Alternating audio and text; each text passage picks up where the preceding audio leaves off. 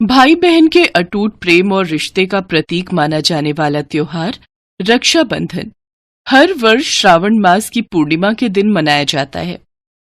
रक्षाबंधन से जुड़ी बहुत सी धार्मिक कथाओं में से एक है यमराज और उनकी बहन यमुना से जुड़ी कहानी।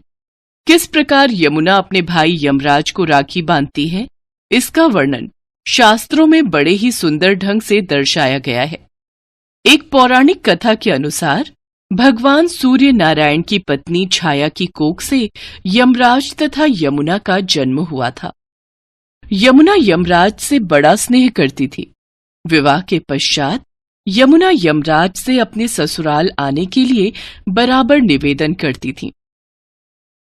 माताश्री, पिताश्री, आप दोनों का मेरे ससुराल में आगमन हो चुका है, पर भ्राता यमराज आप एक बार भी मेरे घर नहीं आए। आप एक बार मेरे घर आकर भोजन करो, इससे मुझे बहुत प्रसन्नता होगी। बहन यमुना, अभी तो मैं अपने कार्यों में बहुत व्यस्त हूं। जब भी मुझे समय मिलेगा मैं तुम्हारे घर अवश्य आऊंगा। और इस तरह अपने कार्य में व्यस्त होने की बात कहकर यमराज यमुना के निमंत्रण की बात को टालते रहे। अपने कार्यों में व्यस्त यमराज जी ने अगले 12 वर्षों तक अपनी बहन से मुलाकात नहीं की थी। यमुना बहुत दुखी थी। वो अपने भाई को याद करती थी और उनसे मिलना चाहती थी। फिर वो मदद के लिए देवी गंगा के पास गई। देवी गंगा, भाई मेरे घर एक बार भी नहीं आए। उनसे मिले 12 वर्ष हो गए हैं। मैंने उन्हें कितनी बार आग्रह किया। यमुना, तुम चिंता मत करो, सब ठीक हो जाएगा। तुम निश्चिंत होकर घर जाओ, मैं कुछ करती हूँ। देवी गंगा ने यम को उनकी बहन के बारे में याद दिलाया और उनसे जाकर मिलने के लिए कहा। अपनी बहन के दुखी होने की बात सुनकर यमराज का हृदय भी अपनी प्यारी बहन से मिलने के लिए व्याकुल हो गया और अगले ही दिन वे अपनी बहन यमुना से मिलने उसके घर पहुंच गए। अपने भाई को देखकर यमुना की खुशी का ठिकाना नहीं था। मेरी प्यारी बहना, मुझे क्षमा कर दे। मैं अपने कार्यों में व्यस्त रहा और तुझे मिलने ही नहीं आ पाया। कोई बात नहीं भैया, आज श्रावण मास की पूर्णिमा का पावन दिन है। आज के दिन आप मेरे घर आए, मेरे लिए इससे बड़ी खुशी की कोई बात नहीं हो सकती। भैया, आज मैं आपकी कलाई पर एक रक्षा सूत्र बांध देती हूँ। अपने प्रेम और स्नेह से सजी ये रेशम की डोरी बांध रही हूँ। आप जब भी इस डोरी को अपनी कलाई पर बंधा देखोगे तो आपको मेरी याद आ जाएगी। फिर आप मुझे मिलने आ जाना या फिर मुझे बुला लेना। लाओ भैया, अपनी कलाई आगे करो। मैं ये रक्षा सूत्र बांध देती हूँ। ये तुम्हें सारी परेशानियों से दूर रखेगा और हमेशा मेरी याद दिलाता रहेगा। हाँ, ये उत्तम है। अपने कार्यों में व्यस्त होते हुए भी बहन, इस रेशम की डोरी को देखकर मैं तुम्हें याद कर लूंगा। मेरी प्यारी बहना, तू सदा खुश रहे। तुझे कभी भी मेरी जरूरत हो तो बस मुझे याद कर लेना। मैं तुझे मिलने आ जाऊंगा। ला बहन, बांध दे ये रेशम की डोरी। और फिर देवी यमुना ने यमराज जी के माथे पर तिलक किया, उनकी कलाई पर राखी बांधी और ढेर सारे पकवान और मिठाई खिलाकर अपने भाई यम के प्रति अपने अटूट प्रेम को उजागर किया। यम अपनी बहन के प्रेम से इतना प्रभावित हुए कि उन्होंने उसे अमरता प्रदान कर दी। इसके पश्चात यमराज अपनी बहन यमुना को ढेर सारे उपहार और आशीर्वाद देकर खुशी खुशी विदा हो गए। कहा जाता है उस दिन से ही रक्षाबंधन के त्योहार की परंपरा शुरू हुई। राखी के अवसर पर भाई अपनी बहनों से मिलने जाते हैं या फिर बहनें अपने भाई के घर आती हैं।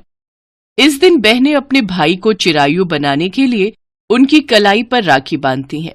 इसलिए कहते हैं भाई बहन का प्रेम अमर होता है। रक्षाबंधन का त्योहार इसी प्रेम भरे रिश्ते को रेशम की डोरी से बांधकर और भी मजबूत बनाए रखता है। दीनानाथ हाथ रिक्शा चलाता था। सुबह से रात तक वो लोगों को उनकी मंजिल पर पहुंचाता और उससे जो पैसे मिलते उसी से उसका और उसकी गर्भवती पत्नी विमला का गुजारा चलता था। दीनानाथ कभी बस स्टैंड पर तो कभी रेलवे स्टेशन तो कभी किसी मॉल के बाहर खड़ा रहता और यात्रियों का इंतजार करता। रामपुर, मायागंज, नाथनगर, भागलपुर। अरे भाई, सूरजपुर चलोगे क्या? सूरजपुर? हाँ साहब, चलूंगा ना। कितने पैसे लोगे? साहब 20 रुपए।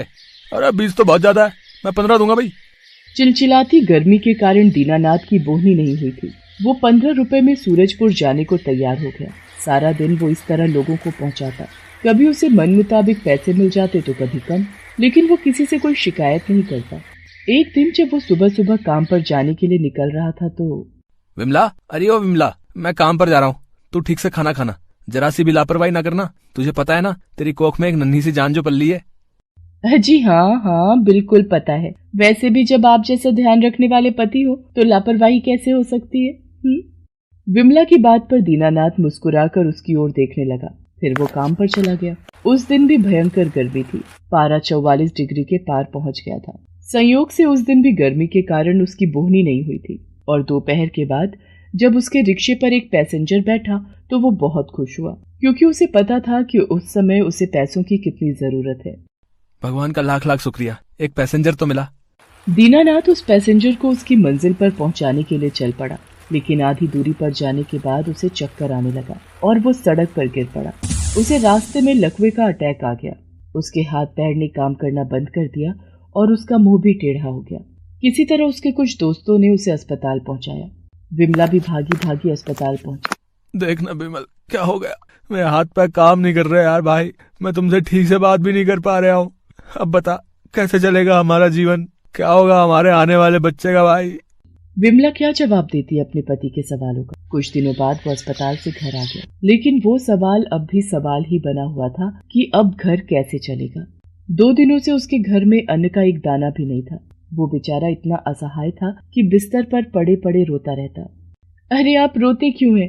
दुख दिया है भगवान ने तो वो इससे निकालेगा भी। आप चिंता न करें, मैं चलाऊंगी रिक्शा, मैं करूंगी काम, फिर से सारी चीजें ठीक हो जाएंगी। तू, अरे ऐसी हालत में तू कैसे काम करेगी? हे भगवान, ये किस संकट में आपने हमें डाल दिया। आप चिंता नहीं करें, संकट है तो संकट टलेगा भी। मैं करूंगी काम। आज तक आपने किया है ना, आपने रखा है ना मेरा ध्यान, अब मेरी बारी है। गर्भवती विमला रिक्शा चलाने लगी। शरीर को जला देने वाली भीषण गर्मी में वो रिक्शा चलाती और लोगों को एक जगह से दूसरी जगह पर पहुंचाती। हालांकि कुछ लोग उसके रिक्शे में बैठने से कतराते और कुछ आसानी से बैठ जाते। अरे तू चला लेगी ना रिक्शा, है? हाँ साहब, क्यों नहीं चलाऊंगी, ये मेरा काम है, यही रोटी है मेरी। पसीने से लथपथ और एक मासूम जिंदगी को अपने पेट में लिए विमला अपने परिवार की गाड़ी किसी तरह खींच रही थी। लेकिन अभी तो उसके जीवन में एक और तूफान आने वाला था। यमलोक में यमराज अपने यमदूतों से उसके पति दीनानाथ को लाने की बातें कर रहे थे। यमदूतों, बहुत दिन हो गए मैं पृथ्वीलोक नहीं गया हूँ, इसलिए इस बार इस व्यक्ति को लाने मैं स्वयं जाऊंगा और पृथ्वीलोक का थोड़ा भ्रमण भी कर लूंगा। यमराज ने एक बुजुर्ग व्यक्ति का वेश बनाया और पृथ्वीलोक पर पहुंच गए। पृथ्वीलोक धीरे धीरे कितना बदल गया है, कितने वाहन हो गए हैं सड़क पर। क्यों ना मैं भी कोई वाहन ले लूं और थोड़ा भ्रमण कर लूं।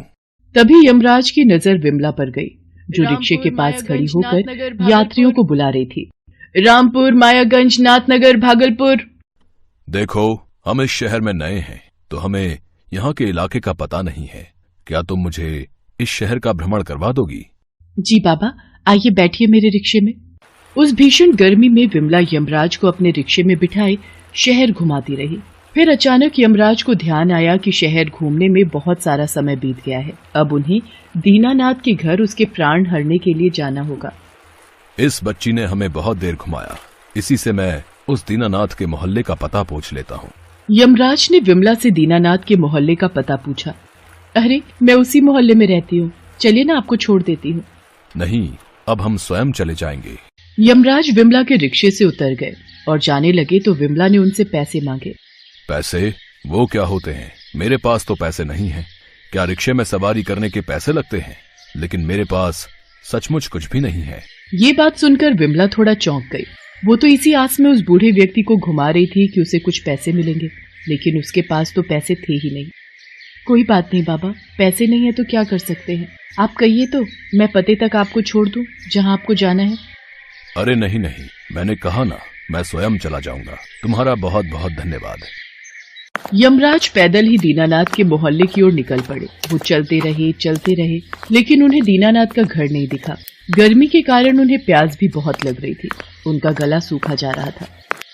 ओह, कितनी प्यास लग रही है। मेरा गला सूखा जा रहा है। तभी उनकी नजर एक पानी की बोतल बेचने वाली पर गई। उनका मन पानी पीने का कर रहा था, लेकिन उनके पास तो पानी खरीदने के लिए पैसे ही नहीं थे। तभी उन्हें विमला फिर से दिखाई दी, जो उसी तरफ रिक्शा लेकर आ रही थी। उस परेशान बूढ़े व्यक्ति को फिर से देखकर विमला उसके पास गई और कहा, क्या हुआ बाबा, क्या आप उस पते तक नहीं पहुंच पाए? चलिए ना, मैं आपको छोड़ देती हूँ। नहीं बेटी, मैं चला जाऊंगा, लेकिन मुझे जोरों की प्यास लगी है। क्या तुम मुझे पानी पिला दोगी? क्योंकि मेरे पास तो पैसे नहीं हैं। अरे क्यों नहीं।